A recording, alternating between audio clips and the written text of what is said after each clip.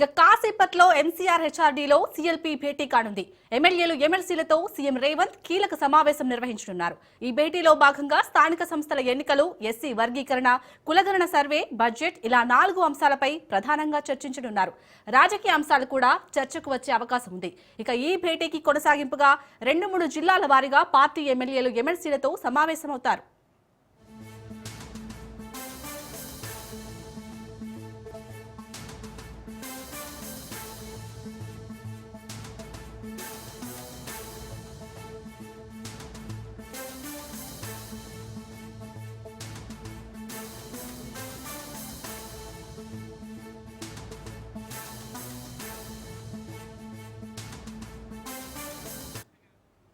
ఇక MCR హెచ్ఆర్డీలో CLP భేటీ గురించి మంత్రి పొన్నం ప్రభాకర్ మాట్లాడుతున్నారు. లైవ్ లో చూద్దాం. 70% ఆ శాతానికి న్యాయం జరగడానికి ఒక రోడ్ మ్యాప్ ఇవ్వని ప్రెషర్ చేద్దాం. ఇప్పుడు జరిగినటువంటి ఇన్ఫర్మేషన్ ఎగ్జిక్యూషన్ కు తీసుకుపోదాం. నిర్ణయం నివేదిక దాకా వచ్చింది. నివేదిక అమలు జరగడానికి కొరకు అందరం కలిసి ముందుకు పోదాం రమ్మని కోరుతా ఉన్నాం. మాకేం బేసిజం లేదు. మేము అందరం అందులో భాగస్వాములం. మేము ఇలా భాగస్వాములుగా ఈ పర్యవేక్షణ కార్యక్రమం సక్రమ నిర్వహణ జరిగిందని సంతృప్తిగా ఉన్నాం. మేము సంతృప్తి అధికారంలో ఉన్నాం కాబట్టి కాదు, ప్రభుత్వ పనితీరు, పార్టీ ఆలోచన విధానం తెలుసు కాబట్టి ఇలా మీ అందరికీ కోరుతా ఉన్నాం. మీ అనుమానాలను నివృత్తి చేయడానికి మేముగా మీ దగ్గరికి రావడానికి సిద్ధంగా ఉన్నాం.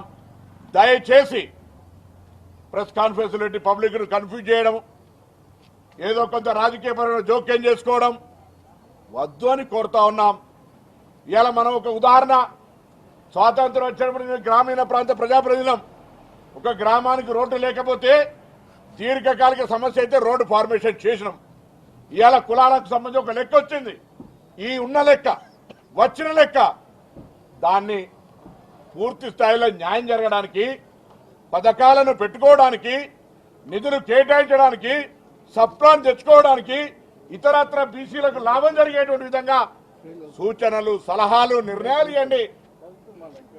గుడ్డు మీద ఎంటికల్లెక్క పెట్టినట్టు ఇంకోటి ఏదో చేసినట్టు అద్దు. దయచేసి మీ అందరికి కోరుతా ఉన్నా. ఘర్షణ లేదు. ఇలా బలహీన వర్గాలకు న్యాయం చేయాలనేటువంటి ఒకటే ఆకాంక్ష. ఆ ఆకాంక్షకు అనుగుణంగా ఇవాళ సీఎల్పీ మీటింగ్ అయిన తర్వాత మీ దగ్గరికి వస్తాం. అందులో ఉన్న వాళ్ళంతా మిత్రులమే, కలిసి పనిచేసినటువంటి వాళ్ళమే. నేను పెద్దలందరి దగ్గరికి ఇవాళ రిటైర్డ్ జస్టిస్ ఈశ్వరయ్య గారు కావచ్చు, రిటైర్డ్ ఐఏఎస్ చిరంజీవులు గారు కావచ్చు, చంద్రకుమార్ గారు కావచ్చు, మాజీ ఐపీఎస్ అధికారి పూర్ణచంద్ర గారు కావచ్చు, జాజుల శ్రీనివాస్ గారు కావచ్చు, కృష్ణయ్య గారు కావచ్చు, వకలాభరణం కావచ్చు, వీళ్ళందరికీ కోరుతా ఉన్నా. అందరూ 2 గంటలకు నేను సీఎల్పీ కాగానే మీ దగ్గరకు వస్తా. మా కార్యాలయం నుంచి మీరు ఎక్కడికి రమ్మంటే అక్కడికి మేము అందరం కూడా వచ్చి జరిగిన పరిణామం అంతా కూడా మేము వివరించడానికి సిద్ధంగా ఉన్నాం. దయచేసి ఇలా ఒక కొత్త ప్రక్రియ, ఒక సమాచారం దేశంలోని 29 రాష్ట్రాలు ఎక్కడ లేని విధంగా ఇలా ఒక సమాచారం తెలంగాణ ప్రభుత్వం సేకరించింది. దాని మీద తర్కం వద్దు, దాని మీద విమర్శలు వద్దు. దాన్ని బేస్ చేసుకొని ముందుకు పోదాం. బేస్ చేసుకొని ముందుకు పోయే ప్రక్రమలా ఇంకా మళ్ళీ దానికి సంబంధించినటువంటి రాజ్యాంగాన్ని సవరించుకుంటా ఉన్నాం. ఆ విధంగా ఇవాళ దీనికి సంబంధించిన మార్పులు, చేర్పులు మీ ఆలోచనకరంగా తీసుకోదాం. కానీ ఇప్పుడు వస్తున్నటువంటి ఈ యొక్క సర్వే, ఈ వచ్చిన నివేదికను స్వాగతించండి పెద్ద మనసుతోటి. భవిష్యత్తు రోడ్ మ్యాప్కు ప్రణాళిక ఇవ్వండి. ఏ విధంగా బలహీన వర్గాలకు న్యాయం చేయాలో మా అందరినీ బలోపేతం చేసి ప్రభుత్వంలో ఇవి జరగాలని చెప్పే విధంగా మమ్మల్ని స్ట్రెంథెన్ చేయండి. కానీ మీరు బయట ఈ విధంగా మాట్లాడడం ద్వారా మేము కూడా ఏంది ఇది ఎందుకు జరుగుతుంది ఇట్లా అనేటువంటి ఆలోచనతో ఉన్నాం.